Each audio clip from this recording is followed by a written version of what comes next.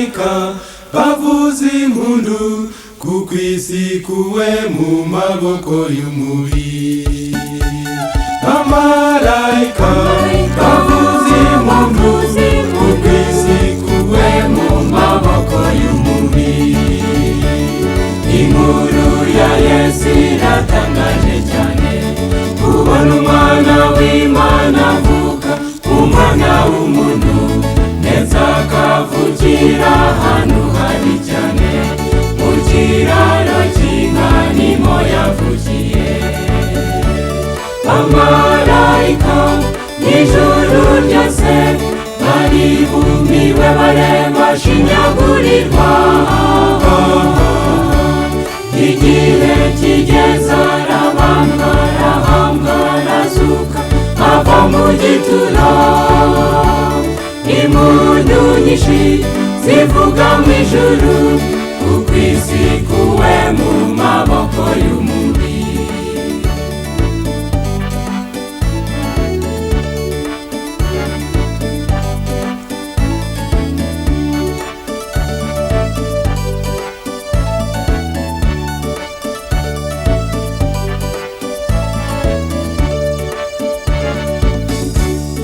Akivuka Satani yararoraga, amuteza Herode ngo amwice akiri uruhinja, akora itsembatsemba mu mpinja zose, ariko umwami Imana atabara umwana we.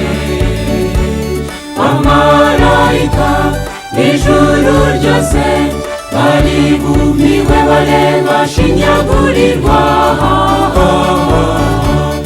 Igihe kigeze arabambwa, arahambwa, arazuka ava mu gituro. Impundu nyinshi zivuga mu ijuru kuko isi kuwe mu maboko y'umubi.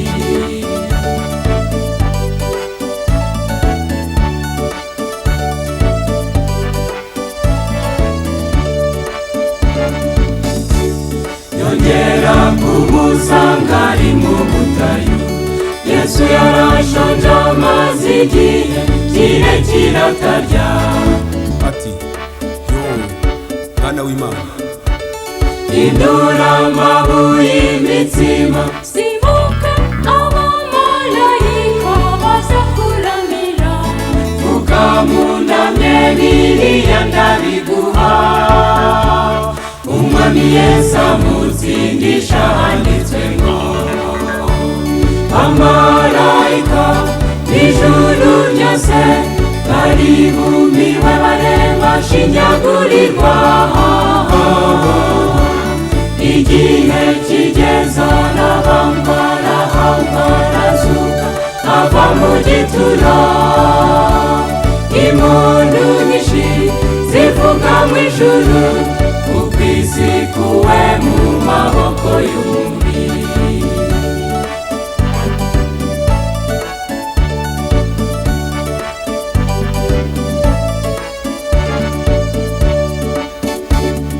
Ati zishizwe nguwo ku musaraba, ivira kwica ubundi kizaza ari simusiga, ariko Yesu arabyihanganira, yaranesheje none ubu ni muzima. Abamarayika n'ijuru ryose bari bumiwe bareba shinyagurirwa. Igihe kigeze arabambwa, arahambwa, arazuka ava mu gituro. Impundu nyinshi zivuga mu ijuru kuko isi kuwe mu maboko y'umubi. Abamarayika bavuza impundu kuko isi kuwe mu maboko y'umubi.